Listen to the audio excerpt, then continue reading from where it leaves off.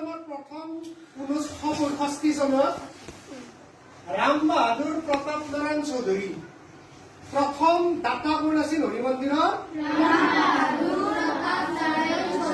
বাণীলেশ্বৰ শ্ৰী শ্ৰী কালী দেৱালয়ৰ এইটো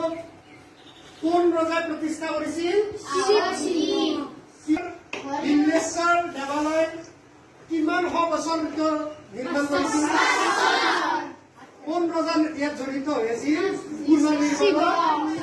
Lord Shiva Bhagavan. বিখ্যাত গংগা পুখুৰী ঐতিহাসিক গংগা পুখুৰী তোমালোকে বৰ্তমান চোৱা তাতে বৰকুৰীয়া গাঁৱত এইটো এই লিখা আছে বৰকুৰীয়া গাঁৱৰ আপাৰৰ ভাগত এইটো পৰে আৰু এইটো নলবাৰীৰ দক্ষিণ দিশত It is said to have been dug by Gangadhar, a Brahmin. Gangadhar নামৰ এগৰাকী ব্ৰাহ্মণে